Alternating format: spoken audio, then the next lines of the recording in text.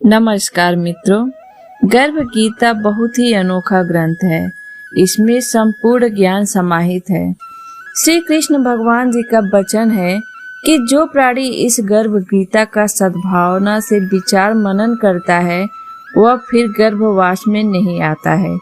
उसे जीवन मरण के चक्र से छुटकारा मिल जाता है। सभी को गर्भ गीता का अनुशीलन अवश्य करना चाहिए। साथ ही यह मान्यता भी है कि जो गर्भवती महिला गर्भ गीता का श्रवण करती है उसका गर्भस्थ शिशु अच्छे संस्कार ग्रहण करता है। जन्म लेने के बाद वह आदर्श जीवन व्यतीत करता है। दोस्तों, मैं यहाँ पे गर्भ गीता को हिंदी में प्रस्तुत करने जा रही हूँ। आप सभी से निवेदन है कि इसको पूरा देखें। अर्जुनोवाच, हे कृष्ण भगवान, यह प्राणी जो गर्भवास में आता है वह किस दोष के कारण आता है? हे प्रभु जी, जब यह जन्मता है तब इसको जरा आदि रोग लगते हैं, फिर मृत्यु होती है। हे स्वामी, वह कौन सा कर्म है जिसके करने से प्राणी जन्म मरण से रहित हो जाता है? श्री भगवानोवाच, हे अर्जुन, यह मनुष्य जो है सो अंधा व मूर्ख है, जो संसार के साथ प्रीति करता है। यह पदार्थ मैंने पाया है और वह मैं पाऊंगा, ऐसी चिंता इस प्राणी के मन से उतरती नहीं। 8 पहर माया को ही मांगता है। इन बातों को करके बार बार जन्मता और मरता है। वह गर्भ विषय दुख पाता रहता है। अर्जुनोवाच, हे श्री कृष्ण भगवान, यह मन मद मस्त हाथी की भांति है। तृष्णा इसकी शक्ति है। यह मन तो 5 इंद्रियों के वश में है, काम, क्रोध, लोभ, मोह और अहंकार। इन 5 में अहंकार बहुत बली है। सो कौन यत्न है जिससे मन वश में हो जाए? श्री भगवानोवाच, हे अर्जुन, यह मन निश्चय ही हाथी की भांति है। तृष्णा इसकी शक्ति है। मन 5 इंद्रियों के वश में है। अहंकार इनमें श्रेष्ठ है। हे अर्जुन, जैसे हाथी अंकुश के वश में होता है वैसे ही मन रूपी हाथी को वश में करने के लिए ज्ञान रूपी अंकुश चाहिए। अहंकार करने से यह जीव नरक में पड़ता है। अर्जुनोवाच, हे भगवान, जो एक तुम्हारे नाम के लिए वन खंडों में फिरते हैं, एक बैरागी हुए हैं, एक धर्म करते हैं, इनको कैसे जाने? जो वैष्णव हैं वे कौन हैं? श्री भगवानोवाच, हे अर्जुन, एक वे हैं जो मेरे ही नाम के लिए वनों में फिरते हैं, वे सन्यासी कहलाते हैं। एक वे हैं जो सिर पर जटा बांधते हैं और अंग पर भस्म लगाते हैं, उनमें मैं नहीं हूँ, क्योंकि इनमें अहंकार है। इनको मेरा दर्शन दुर्लभ है।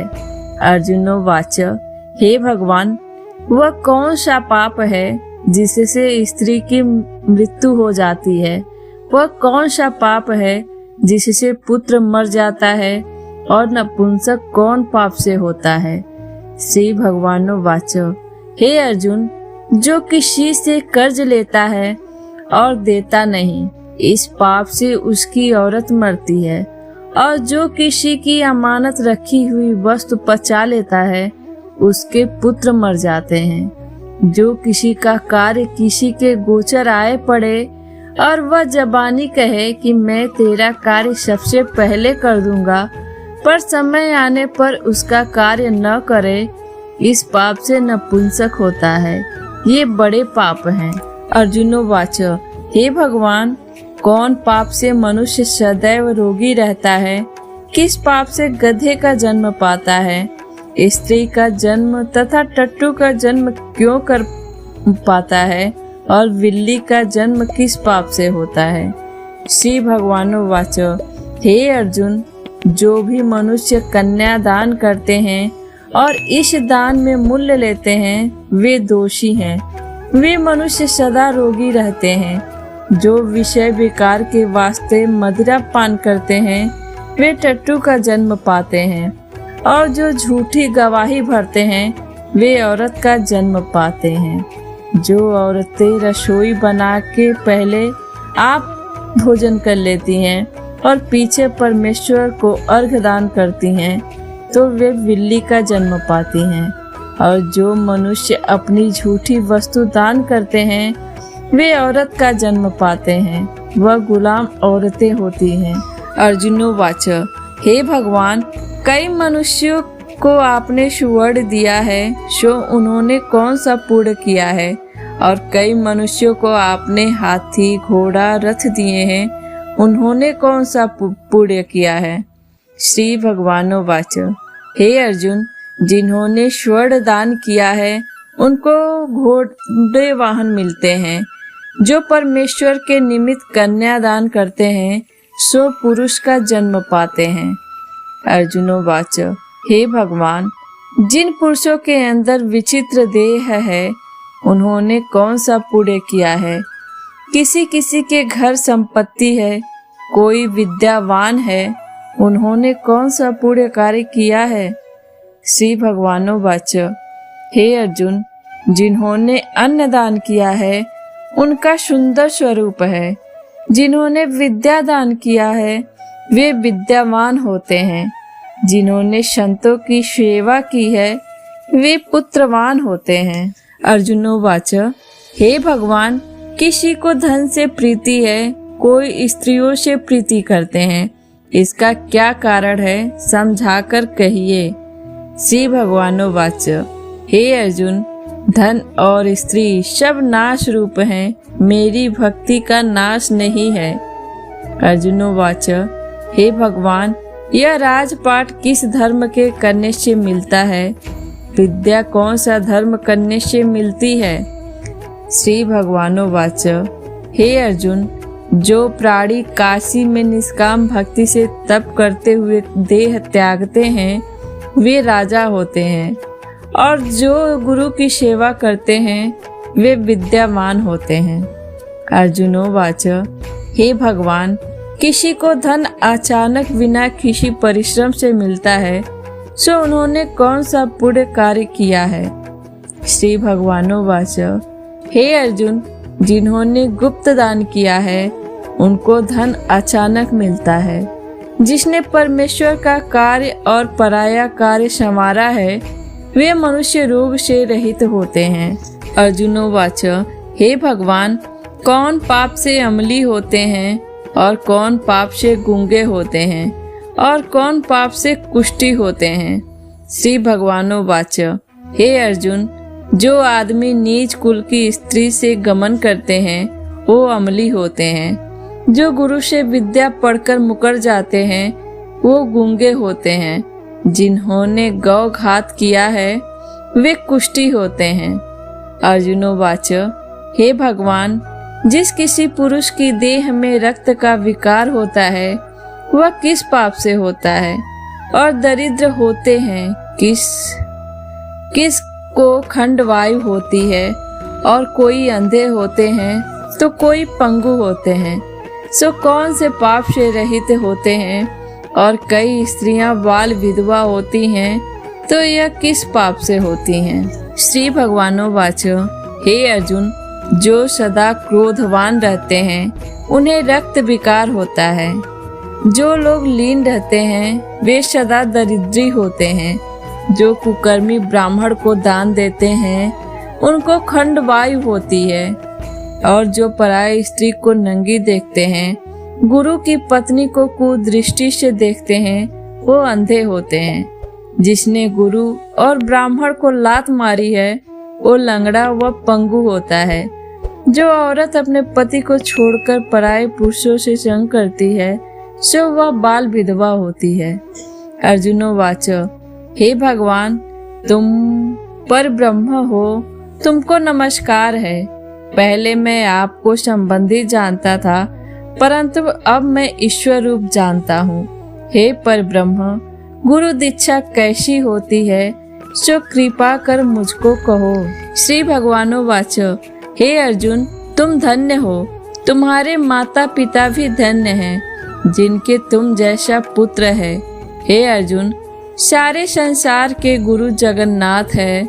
विद्या का गुरु काशी चारों वर्गों का गुरु सन्यासी है। सन्यासी उसको कहते हैं जिसने सबका त्याग करके मेरे विषय में मन लगाया हो, सो ब्राह्मण जगत गुरु है। हे अर्जुन, यह बात ध्यान देकर सुनने की है। गुरु कैसा करे? जिसने सब इंद्रियां जीती हो, जिसको सब संसार ईश्वर में नजर आता हो और सब जगत से उदास हो। ऐसा गुरु करे जो परमेश्वर को जानने वाला हो और उस गुरु की पूजा सब तरह से करे।